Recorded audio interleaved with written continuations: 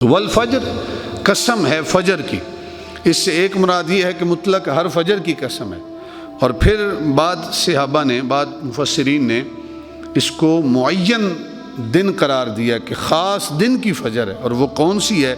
ماہ ذی الحج، جس مہینے کے اندر ہم قربانی کرتے ہیں، سنت ابراہیمی پہ عمل کرتے ہیں، اس کی جو پہلی صبح ہوتی ہے، بعد مفسرین نے اس سے اس صبح کو مراد لیا ہے، اور بعد مفسرین نے والفجر سے مراد ماہ محرم کی جو پہلی صبح ہوتی ہے، جس سے ہمارا عالم اسلام کا، مسلمانوں کا نئے سال کا آغاز ہوتا ہے، اس سے اس کی فجر مراد ہے، اس کی صبح مراد ہے۔ والفجر ولیال عشر، اور قسم ہے 10 راتوں کی، یعنی پہلی قسم ہے فجر کی، اور دوسری قسم ہے ولیال عشر، اور 10 راتوں کی قسم ہے۔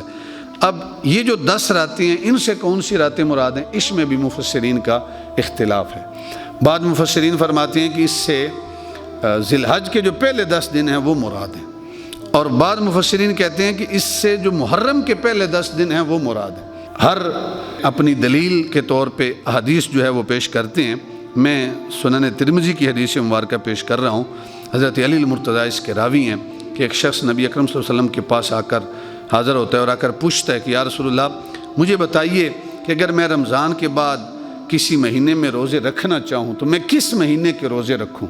یعنی رمضان کے بعد اگر کسی کے روزے رکھنا چاہوں، اللہ کے محبوب نے ارشاد فرمایا کہ تم رمضان کے بعد کسی مہینے میں اگر روزے رکھنا چاہتے ہو تو محرم کے مہینے میں روزے رکھو، کیونکہ وہ اللہ کا مہینہ ہے، اور اس مہینے میں اللہ تعالیٰ نے ایک قوم کی توبہ قبول کی تھی، اور وہ اس مہینے میں دوسروں کی توبہ بھی قبول فرمائے گا۔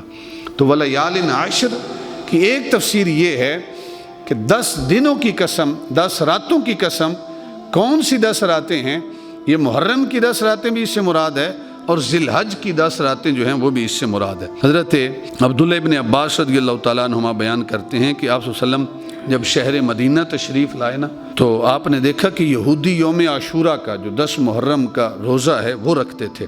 تو آپ صلی اللہ علیہ وسلم نے ان سے پوچھا کہ تم اس دن کا روزہ کیوں رکھتے ہو؟ تو یہودیوں نے جواب دیا، ہم اس لیے روزہ رکھتے ہیں کہ اللہ تعالیٰ نے اس دن بنی اسرائیل کو اور موسیٰ علیہ السلام کو نجات عطا فرمائی تھی، اور فرعون اور اس کا جو لشکر تھا اس کو غرق کر دیا تھا۔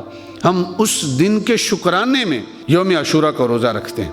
تو محبوب خدا نے ارشاد فرمایا، یہ صحیح بخاری شریف، سنن ابو داؤد شریف اور سنن نسائی، سنن ابن ماجہ شریف کے اندر حدیث مبارک ہے۔ محبوب خدا نے ارشاد فرمایا کہ موسیٰ علیہ السلام کی جو نسبت ہے وہ ہمارے ساتھ قربت کی زیادہ ہے، لہذا ہم بھی 10 محرم کا روزہ رکھیں گے۔ اس حدیث مبارکہ میں صرف اتنا ہی ہے کہ ہم بھی 10 محرم کا یوم عاشورہ کا روزہ رکھیں گے، لیکن شعب الایمان کی ایک حدیث مبارکہ ہے کہ سرکار نے ارشاد فرمایا کہ یہود کی مخالفت کرو، وہ صرف 10 محرم کا روزہ رکھتے ہیں، تم 10 کا بھی رکھو اور 9 کا بھی ساتھ رکھو، یا 10 کا بھی روزہ رکھو اور 11 کا بھی ساتھ روزہ رکھو، تاکہ یہود جو ہیں ان کی مخالفت ہو جائے۔